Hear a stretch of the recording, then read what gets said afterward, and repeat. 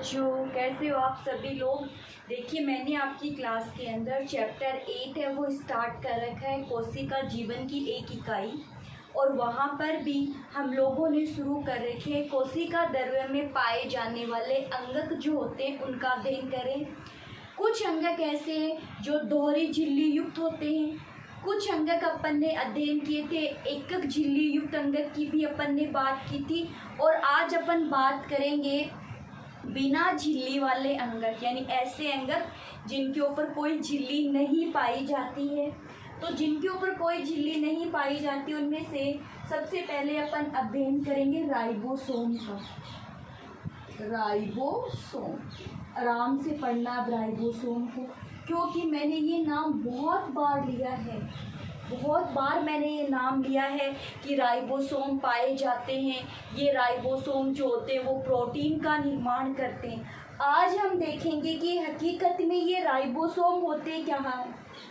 मैंने बताया था कि जो अंतःपर्दवी जालिका है उसकी खुरदरी अंतःपर्दवी जालिका पर क्या पाए जाते हैं, राइबोसोम पाए जाते हैं। और ये राइबोसोम किसका निर्माण करते हैं, प्रोटीन का निर्माण करते हैं। तो चलो आज पूरा अध्ययन करते हैं अपन राइबोसोम क्या होते हैं। तो राइबोसोम भी एक अंगक है, आप ध्यान रखोगे। एक क्या होता है, ये भी एक अंगक होता है। कहाँ पाया जाता है, कोशिका की कोशिका द्रव्य में पाया जाता है, कोशिका द्रव्य में पाया जाएगा। इसकी एक विशेषता ये है कि ये बिना झिल्ली वाले होते हैं, झिल्ली रहित कोशिकांग है, झिल्ली रहित कोशिकांग है। ठीक है, झिल्ली रहित ये क्या होता है, कोशिकांग होता है। अब जो राइबोसोम, देखो झिल्ली रहित कोशिकांग है तो ये प्रोकैरियोटिक कोशिकाओं में भी पाए जाएंगे। क्योंकि मैंने जब भी अंगक की बात की थी तो यही कहा था कि जो अंगक झिल्ली युक्त होते हैं वो प्रोकैरियोटिक कोशिकाओं में अनुपस्थित होते हैं। तो ये तो झिल्ली रहित कोशिकांग है, इस पे झिल्ली पाई ही नहीं जाती। जब कोशिकांग पे झिल्ली ही नहीं पाई जाती तो झिल्ली रहित कोशिकांग हो गया ये। तो ये प्रोकैरियोटिक और यूकैरियोटिक, प्रोकैरियोटिक और यूकैरियोटिक, यूकैरियोटिक दोनों में पाए जाते हैं। प्रोकैरियोटिक कोशिका में भी पाए जाते हैं और यूकैरियोटिक कोशिका में भी पाए जाते हैं। ठीक है, यूकैरियोटिक कोशिका में ये जंतु कोशिका में भी पाए जाएंगे और पादप कोशिका में भी पाए जाएंगे। जो राइबोसोम है इसका अध्ययन सर्वप्रथम किया था पैलेड ने। सर्वप्रथम अध्ययन करने वाले कौन थे, पैलेड सर्वप्रथम अध्ययन करने वाले थे जो राइबोसोम है। फिर देखो हम बात करते हैं कि राइबोसोम को सामान्यतः प्रोटीन फैक्ट्री कहा जाता है, ये आप ध्यान में रखोगे। राइबोसोम को सामान्यतः प्रोटीन फैक्ट्री कहा जाता है। जो राइबोसोम होते हैं, जो राइबोसोम होते हैं ये आरएनए और प्रोटीन के बने हैं, आरएनए और प्रोटीन के बने होते हैं। फिर तीसरी बात अपन कहेंगे कि इनका भाई ये पाए तो कोशिका द्रव्य में ही पाए जाते हैं, बट इनका निर्माण कहाँ होता है। तो यहाँ देखो एक छोटा सा डायग्राम है, ये हो गई कोशिका झिल्ली, ये हो गई कोशिका झिल्ली। कोशिका झिल्ली के बीच में क्या पाया जाता है, केंद्रक पाया जाता है झिल्ली युक्त, ये हो गया केंद्रक। इस केंद्रक में एक और गोलाकार संरचना पाई जाती है जिसके चारों तरफ कोई झिल्ली नहीं होती, इसे केंद्रिका कहते हैं। क्या कहते हैं इसे, केंद्रिका। तो केंद्र के अंदर पाई जाने वाली गोलाकार संरचना क्या कहलाती है, केंद्रिका कहलाती है। और इसी केंद्रिका से किसका निर्माण होता है, राइबोसोम का निर्माण होता है। तो निर्माण कहाँ होता है राइबोसोम का, केंद्रिका में, याद रख लोगे।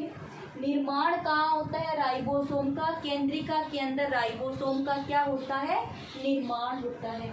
यहाँ तक क्लियर है सभी बच्चों के। चलो ठीक है, सुनो, प्रोकैरियोटिक यूकैरियोटिक दोनों में है। आरएनए और प्रोटीन के बने होते, आरएनए का पूरा नाम राइबोन्यूक्लिक अम्ल। क्या होता है? राइबोन्यूक्लिक अम्ल। इनका निर्माण कहाँ होता है? इनका निर्माण होता है केंद्रिका के अंदर होता है। ठीक है बच्चों, अब सुनो तो, अब जो राइबोसोम है इसके अपन प्रकार की बात करेंगे, क्योंकि राइबोसोम प्रोकैरियोटिक कोशिका में भी है और यूकैरियोटिक कोशिका में भी राइबोसोम पाए जाते हैं। तो हम अब किसकी बात कर ले? राइबोसोम के जो प्रकार होते हैं उनकी बात कर ले कि राइबोसोम मुख्यतः कितने प्रकार के होते हैं। तो मैं ये कहूँगी कि राइबोसोम मुख्यतः 2 प्रकार के होते हैं। राइबोसोम मुख्यतः 2 प्रकार के पाए जाते हैं। एक राइबोसोम का नाम है 80S राइबोसोम और एक राइबोसोम का नाम होता है 70S राइबोसोम। 70S ribosome. ये एस क्या है? ये एस क्या है? ये स्वेगबर्ग इकाई है। जैसे मीटर, सेंटीमीटर अपन शब्द बोलते हैं ना, मीटर बोलते हैं, सेंटीमीटर बोलते हैं, ऐसे ही ये एक इकाई है जिसे क्या कहा जाता है? स्वेडबर्ग इकाई कहा जाता है। स्वीडन लिखा था, स्वेडबर्ग इकाई कहा जाता है। अपन नहीं बोलते हैं 2 किलोमीटर दूर है, 5 किलोमीटर दूर है, ये मीटर में, ये सेंटीमीटर में, लीटर में, तो इकाई का मापने के लिए इकाई काम में लेते हैं। तो वैसे ये स्वेडबर्ग इकाई है। स्वेडबर्ग इकाई क्यों कहा? क्योंकि इसके जो प्रकार होते हैं, इन प्रकारों की इकाई का मापन स्वेडबर्ग नामक वैज्ञानिक ने किया था, इसीलिए स्वेडबर्ग की जगह इसे भी क्या जैसे स्वेडबर्ग ऐसे ही तो बोलोगे ना, तो एस यहाँ से ये एस ले लिया गया। तो एस का मतलब क्या है? स्वेडबर्ग इकाई होता है। ये एक वैज्ञानिक के नाम पे रखा गया जिसने इसका क्या किया था? प्रकारों का अध्ययन किया था। फिर हमें ये कहेंगे कि जो 80S राइबोसोम है, 80S राइबोसोम यूकैरियोटिक कोशिका में पाए जाते हैं। यूकैरियोटिक कोशिका में पाए जाते हैं, ये आप ध्यान में रखोगे। 80S राइबोसोम किस में पाए जाते हैं? यूकैरियोटिक कोशिका में पाए जाते हैं। जबकि 70S जो राइबोसोम है ये एक तो मिलेंगे प्रोकैरियोटिक कोशिका में, प्रोकैरियोटिक कोशिका में मिलेंगे, दूसरे मिलेंगे, मैंने कहा था कि माइटोकॉन्ड्रिया के अंदर भी राइबोसोम पाए जाते। बात हुई थी क्या कि माइटोकॉन्ड्रिया में राइबोसोम पाए जाते हैं जो प्रोटीन का निर्माण करते हैं, इसीलिए उसे क्या कहा जाता है? अर्धस्वायत्त अंगक कहा जाता है कि उसमें डीएनए भी पाया जाता है और वो अपनी कॉपियों को क्या करता रहता है? बनाता रहता है, बहुत सारी कॉपियाँ बनाता रहता है। तो यूकैरियोटिक कोशिका के माइटोकॉन्ड्रिया में पाए जाते हैं, यूकैरियोटिक कोशिका के माइटोकॉन्ड्रिया में पाए जाते हैं और यूकैरियोटिक कोशिका के हरित लवक में भी पाए जाते हैं, हरित लवक में भी पाए जाते हैं। तो 70S राइबोसोम कहाँ कहाँ हैं? प्रोकैरियोटिक कोशिका में पाए जाते हैं, माइटोकॉन्ड्रिया की अधात्री या मैट्रिक्स में भी पाए जाते हैं और हरित लवक में भी पाए जाते हैं। तभी तो इन दोनों अंगक को क्या कहा जाता है? तभी तो इन दोनों अंगक को क्या कहा जाता है? अर्धस्वायत्त कोशिकांग कहा जाता है। इनमें श्वसन की क्रिया, पादपों के अंदर प्रकाश संश्लेषण की क्रिया भी प्रकाश श्वसन की क्रिया, पादपों में प्रकाश श्वसन की क्रिया भी संपन्न होती है इनके अंदर। ठीक है, अब आ जाओ कहाँ? फिर उसके बाद में देखो क्या किया, जो स्वेडबर्ग वैज्ञानिक है ना, इसने क्या किया? एक मशीन ले ली। उस मशीन का नाम है अल्ट्राफ्यूगेशन मशीन। क्या नाम है? अल्ट्राफ्यूगेशन मशीन। बस एक मशीन होती है, जैसे अपना कुकर होता है ना, अपने कुकर की तरह ही अल्ट्रा सेंट्रीफ्यूज मशीन बोल दो चाहे, अल्ट्रा सेंट्रीफ्यूज मशीन का क्या नाम है? Ultra centrifuge.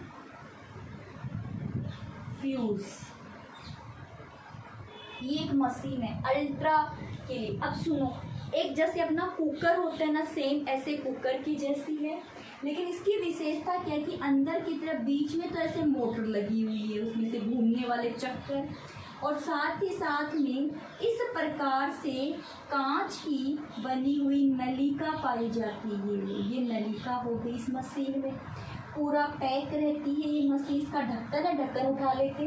ढक्कन को हटा करके इसके अंदर प्रोकैरियोटिक कोशिकाओं में पाए जाने वाले राइबोसोम को डाल दिया बराबर मात्रा में और साथ में डाल दिया विलियन। ठीक है, विलियन और राइबोसोम को डाल दिया। फिर स्विच ऑन करेंगे तो यहाँ से ये वाला हिस्सा घूमेगा।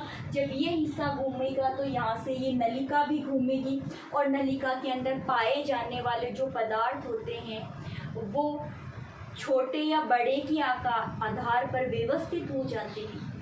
जो आकार में बड़े होते, भारी होते हैं, वो तो कहाँ जाकर इकट्ठे हो जाते हैं, पेंडे में जाकर के इकट्ठे हो जाते हैं। और जो हल्के होते हैं वो कहाँ रह जाते हैं, ऊपर रह जाते हैं। अपने यहाँ पे जैसे देखो ब्लड टेस्ट करते हैं ना, तो ब्लड टेस्ट के अंदर आरबीसी, डब्ल्यूबीसी, प्लेटलेट जो होती है उनको अलग किया जाता है। तो वो इसी आधार पे तो अलग करते हैं कि आरबीसी, डब्ल्यूबीसी, प्लेटलेट्स का सबका आकार छोटा है, सबका आकार अलग अलग होता है। किसी का आकार छोटा है, किसी का आकार बड़ा है। तो उस आकार के आधार पर वो इस नलिका के अंदर व्यवस्थित हो जाते हैं। फिर उनको अलग कर लिया जाता है और जो भी टेस्ट करना होता है, कोई भी बीमारी होती है उसकी पहचान करनी होती है, तो उसके लिए काम में ले लिया जाता है। तो सेम ऐसा ही श्वेडबर्ग वैज्ञानिक ने भी किया। इसको बोलते हैं अवसादन गुणांक। क्या किया था उसने? अवसादन गुणांक भी कहा जाता है, अवसादन गुणांक भी कह सकते हो। अब इसने क्या देखा कि 80S राइबोसोम जो है, 80S जो राइबोसोम है उसका 60% भाग तो चला गया पेंडे में और इसका 40% भाग कहाँ रह गया? ऊपर की तरफ रह गया। बात समझ में आ रही है कि उसने अल्ट्रा सेंट्रीफ्यूगेशन मशीन से सेंट्रीफ्यूगेशन अवसादन करवाया। अवसादन करवाने पर उसको क्या देखा कि इसका 60% भाग तो रह गया पेंडे में और 40% भाग कहाँ चला गया? ऊपर की तरफ तैरता हुआ मिला। तब उसने क्या कहा कि 80S राइबोसोम की 2 उप इकाइयाँ पाई जाती है। 80S राइबोसोम की 2 उप इकाइयाँ पाई जाती है, जिसमें से एक उप इकाई का नाम तो 60S है और दूसरी का है 40S। जोड़ना नहीं है, जोड़ोगे तो ये कितने हो गए? 100 हो गए। मैंने तरीका बता दिया किस तरीके से उसने 60S और 40S में विभाजित किया था 80S राइबोसोम को।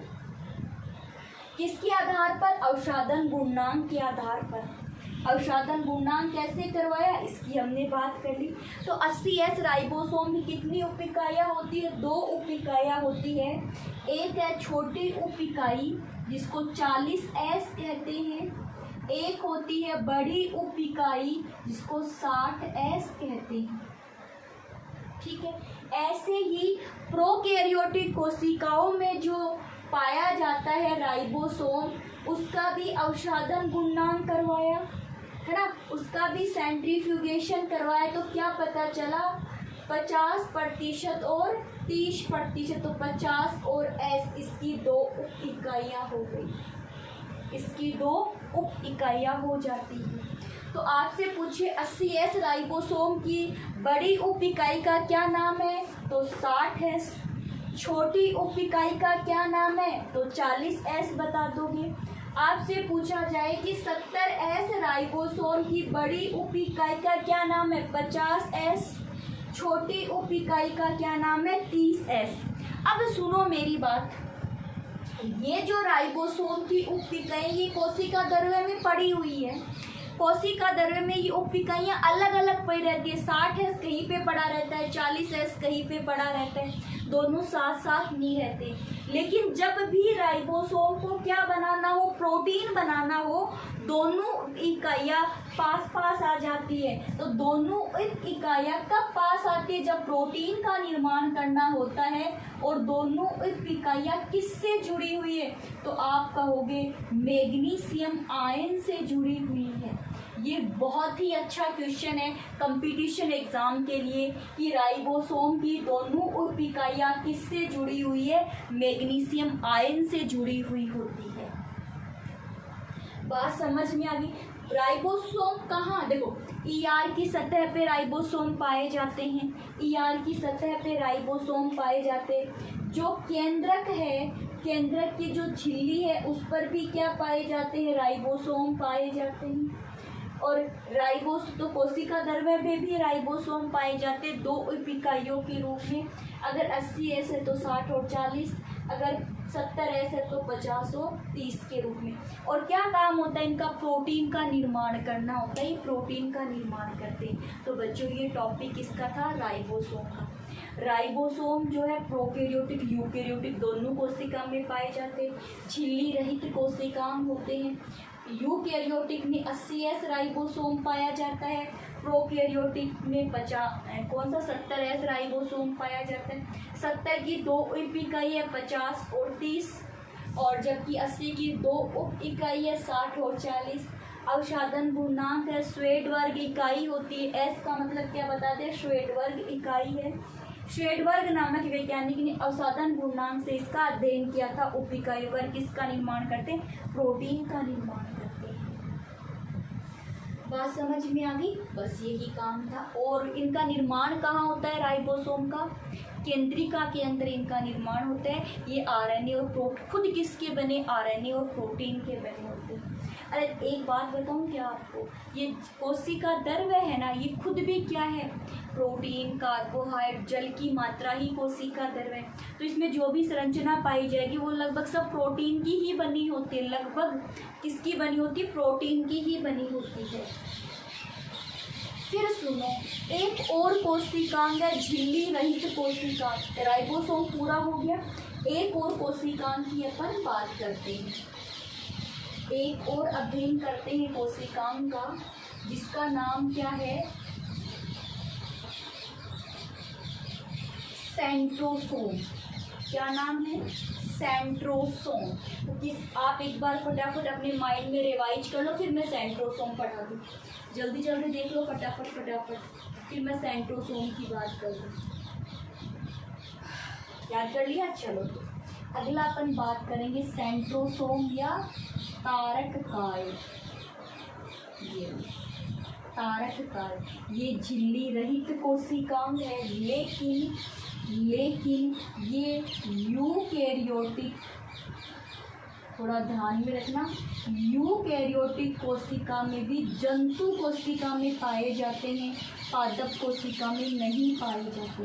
जैसे लवक याद है क्या, लवक केवल पादप कोशिका में पाए जा रहे थे ना, जंतु कोशिका में नहीं पाए जाते। ऐसे ही ये केवल किस में पाई जाती है, जंतु कोशिका में पाई जाती है। कहाँ है ये जंतु कोशिका में, तो सुनो, जैसे मान लो ये केंद्रक है, इस केंद्रक के पीछे, कैसे पीछे, एक बार सुनो, थोड़ा सा करके बताओ, एक मिनट। ये केंद्रक है, ये केंद्रक है, तो ये केंद्रक का पीछे वाला भाग हो गया, आगे से ये केंद्रक हो गया, ये इसका पीछे वाला भाग हो गया। तो एक तो है यहाँ, ठीक है, यानी तारक काय 2 तारक केंद्र से मिलकर बनी होती है, यानी सेंट्रोसोम में 2 सेंट्रियोल से मिलकर बनी होती है। सेंट्रोसोम है, और किससे मिलके बनी है, 2 सेंट्रियोल से मिलके बनी है, 2 सेंट्रियोल से मिलके बनी होती है। अब ये दोनों सेंट्रियोल कहाँ हैं, केंद्रक के पीछे एक दूसरे के समानांतर, एक दूसरे के कितने डिग्री समकोण पर, मान लो मैं ये पीछे का हिस्सा मान के चलो आप, ये पीछे का हिस्सा है केंद्रक के, तो एक यहाँ है, इसके एक यहाँ है, तो हो गई ना, दोनों एक दूसरे के समकोण पर पाई जाती है। एक अगर यहाँ है तो इसके समकोण पर एक यहाँ पाई जाएगी। तो दोनों केंद्रिका, दोनों सेंट्रियोल, कितनी सेंट्रियोल से, 2 सेंट्रियोल से मिलके बनी है, और जो दोनों सेंट्रियोल है वो एक दूसरे के कितने डिग्री पर पाई जाती है, कितने डिग्री पर पाई जाती है, तारक के अंदर 90 डिग्री पर व्यवस्थित होते हैं। जो केंद्रक के पास है, जो पास है उसे क्या कहते हैं, समीपस्थ तारक केंद्र, या फिर आप उसे कहोगे प्रॉक्सिमल सेंट्रियोल, प्रॉक्सिमल सेंट्रियोल कहोगे। जो दूर है उसे कहते हैं दूरस्थ तारक केंद्र।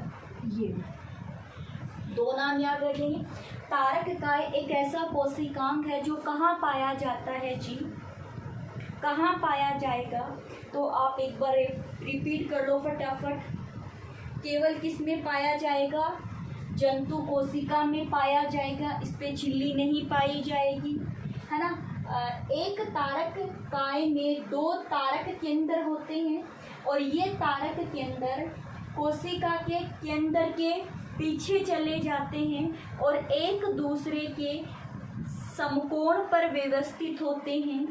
एक वाले को क्या कहा जाता है? एक वाले को क्या कहा जाता है? समीपस्थ तारक केंद्र, और दूसरे को क्या कहते हैं? दूरस्थ तारक केंद्र कहते हैं। बात समझ में आ गई? समीपस्थ तारक केंद्र और दूरस्थ तारक केंद्र। फिर जब एक तारक केंद्र की, अच्छा, तारक काय को नाम किसने दिया? तारक काय नाम दिया था टी बोवेरी ने। टी बोवेरी ने इसे क्या दिया था? नाम दिया था। तो आप याद रख लोगे नाम किसने दिया? टी बोवेरी ने। और बेंडेन ने इसको खोजा, वॉन बेंडेन ने इसको खोजा, वॉन बेंडेन ने इसको खोजा। तो बेंडेन तो इसके थे खोजकर्ता, और नाम किसने दे दिया? टी बोवेरी ने इसे नाम दिया तारक काय, जिसमें दो तारक केंद्र होते हैं।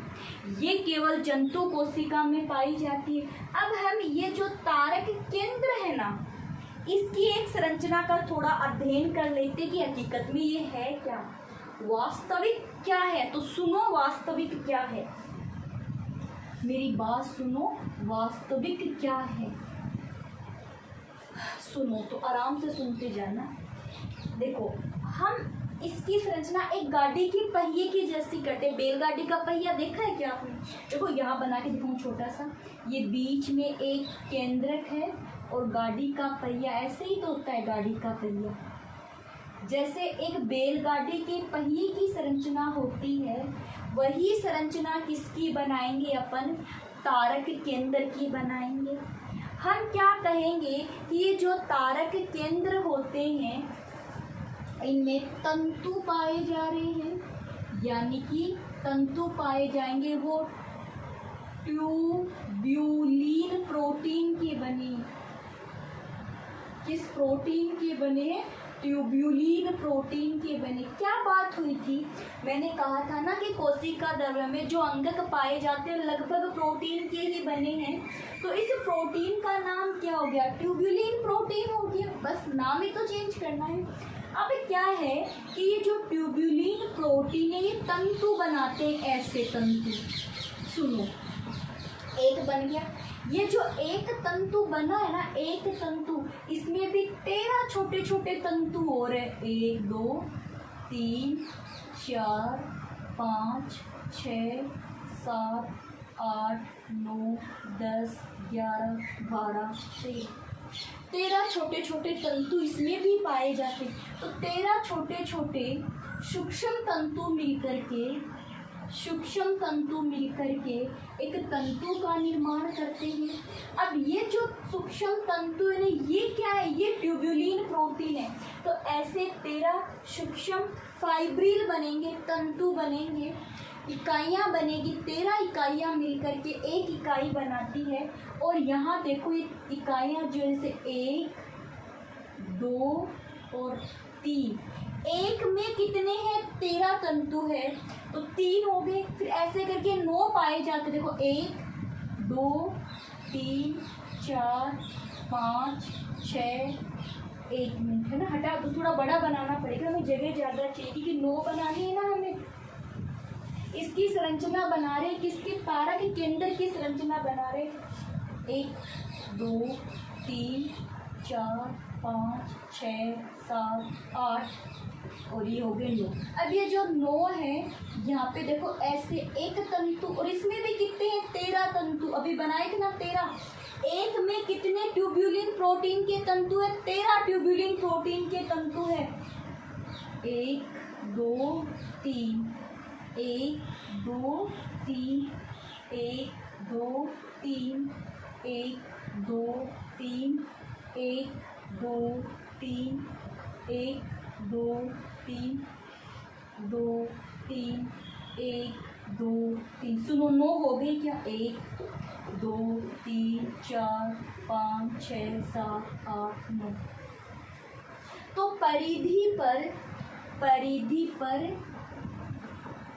त्रि 9 तंतु पाए जाते हैं।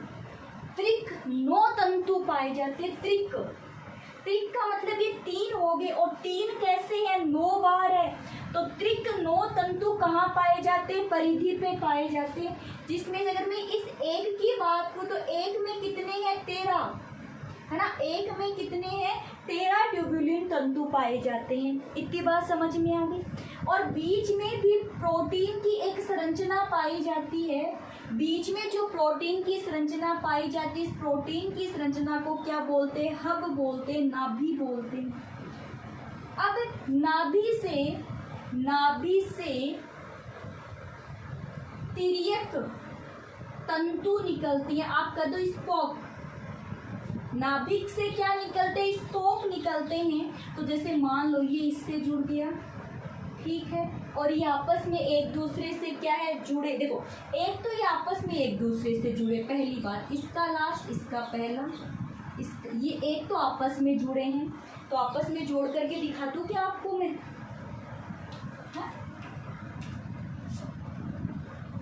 अरे कैसे भी जोड़ दो रे, आपस में जोड़ दो तो, है ना। एक तो ये आपस में जुड़े हैं, सीधी सी बात। फिर उसके बाद में ये किससे जुड़े हैं? ये इस आप यहाँ ऐसे आपस में भी जुड़े हैं। ये लो, ये लो, ये लो, ये लो, ये लो। तो इसकी संरचना कैसी हुई? गाड़ी के पहिए की जैसी संरचना पाई जाती। फटाफट देखो, गाड़ी के पहिए की जैसी संरचना देखो जल्दी से। फिर बनाओ, चलो फिर बनाती हूँ एक बार, फिर सुनो एक बार, फिर बनाओ। तारक केंद्र की संरचना में परिधि पर 9 त्रिक तंतु पाए जाते हैं। 9 त्रिक तंतु पाए जाते हैं। 1 2 3, 1 2 3, 1 2 3, 1 2 3। 9 बार बनाने भाई, ध्यान रखना। 1 2 3, 1 2, कितने बन गए? 5 बन गए। 4 और बनाने हैं। 1 2 3, 1 2 3, 1 2 3, 1 2 3 4 5 6 7 8। एक और है ना, एक और कोई भी इधर खिसका के बना दे। एक और, ये 9 हो गए। परिधि पर 9 पाए जाते, 9 बना दिए। अब ये एक दूसरे से आपस से तंतु के द्वारा जुड़े हुए हैं। ये लोग आपस में तंतु के द्वारा जुड़े हुए हैं। तो ये लो, ये मैंने आपस में इनको तंतु के द्वारा एक का पहला, एक का अंतिम, एक का पहला, एक का अंतिम, ये लो जोड़ दिया। अब उसके बाद में एक प्रोटीन और है जो केंद्र में पाया जाता है। और ये जो केंद्र में प्रोटीन पाया जा रहा है, इसे नाभि कहते हैं। और इस नाभि की सहायता से ये सभी तंतु आपस में जुड़े हुए हैं। नाभि की सहायता से ये तंतु सभी के सभी आपस में जुड़े हुए हैं। तो लास्ट वाला जोड़ दो, आपस में इस नाभि से जोड़ दो। तो इसकी संरचना, ये जो, अब इसको क्या कहते हैं? इसको तर्कु तंतु कहते हैं। तर्कु तंतु की सहायता से जो 9 त्रिक परिधि पे पाए जाते हैं, वो किससे जुड़े हैं? नाभि से जुड़े हैं। किससे जुड़े हैं? नाभि से जुड़े हैं। तो ये संरचना होती है एक तारक केंद्र की। एक तारक केंद्र की ये संरचना पाई जाती है। बात समझ में आ गई? एक तारक केंद्र की ये संरचना पाई जाती। आप इसे क्या कह दो, एक को क्या कह दो, एक कौन सा प्रोटीन है? ट्यूबुलिन प्रोटीन के सूक्ष्म तंतु, ट्यूबुलिन प्रोटीन के सूक्ष्म तंतु या ट्यूबुलिन प्रोटीन की सूक्ष्म नलिकाएं, नलिकाएं, नलिकाएं, ठीक है, नलिकाएं, सूक्ष्म नलिकाओं, ट्यूबुलिन प्रोटीन की सूक्ष्म नलिकाओं की सहायता से बने होते हैं। बस बात समझ में आ गई? अब इनका काम क्या है इन तरकु तंतु का? तो सुनो, तरकु तंतु जंतु कोशिका में ही पाए जाते हैं। तो ये जो तारक केंद्र है, ये जो तारक केंद्रक है, ये कोशिका विभाजन के समय तरकु तंतुओं का निर्माण करते हैं। कोशिका विभाजन, ये बहुत अच्छा प्रश्न है कि जब जंतु कोशिका में कोशिका विभाजन है तो कौन सा अंगक तरकु तंतुओं का निर्माण करता है? तो तारक केंद्रक करता है। और कौन सा तारक केंद्र करेगा? समीपस्थ तारक केंद्र। कौन सा रहेगा? समीपस्थ तारक केंद्र। कोशिका विभाजन के समय हम पढ़ेंगे ना, कोशिका विभाजन पढ़ेंगे तो अपन गुणसूत्र को ऐसे ऊपर की तरफ लेके जाएंगे। तो गुणसूत्र को जोड़ने का काम ये कौन करेगा? ये तरकु तंतु ही करेंगे। कोशिका विभाजन में आएगा, ये सब तरकु तंतु का निर्माण कौन करते हैं? समीपस्थ करती है। फिर सुनो और सुनो, आपने शुक्राणु शब्द सुना होगा। इसमें एक तो होता है सिर भाग और एक होता है पूंछ भाग। तो जो शुक्राणु है उसकी पूंछ का निर्माण कौन करती है? दूरस्थ तारक केंद्र करता है। दूरस्थ तारक केंद्र किसका निर्माण करता है? पूंछ का निर्माण करता है। तो ये बात भी आप ध्यान की, पूंछ का निर्माण कौन करता है? दूरस्थ तारक केंद्र पूंछ का निर्माण करता है। समीपस्थ तारक केंद्र किसका निर्माण करता है? तरकु तंतु का निर्माण करता है। कब? कोशिका विभाजन के समय। कोशिका विभाजन के समय कई बार ये देखा जाता है कि जो तारककाय होती है वो पक्षमाभ और कसाब की बात तो हमने कशाब की बात तो की थी ना। प्रोकैरियोटिक कोशिकाओं के अंदर गमन करने के लिए धागे नुमा संरचना निकलती है। जो जीवद्रव्य कला और कोशिका भित्ति का रूप है जो बाहर की तरफ वृद्धि करता है, ये बात हुई थी ना। तो उनकी जो आधारीय सतह है, जैसे मान लो ये एक कोशिका है, ये लो ऐसे, तो इस कसाब की आधारीय सतह ये तो हो गई। तो आधारीय सतह का निर्माण भी कौन करती है? तारककाय करती है। अब जरूरी नहीं कसाब तो अब पक्षमाभ, देखो मैं बताऊँ आप, एक जंतु कोशिका है जिसका नाम होता है पैरामीशियम। एक कोशिकीय जीव है। इस एक कोशिकीय जीव के पूरे शरीर पर छोटे छोटे धागे नुमा संरचना पक्षमाभ पाई जाती है।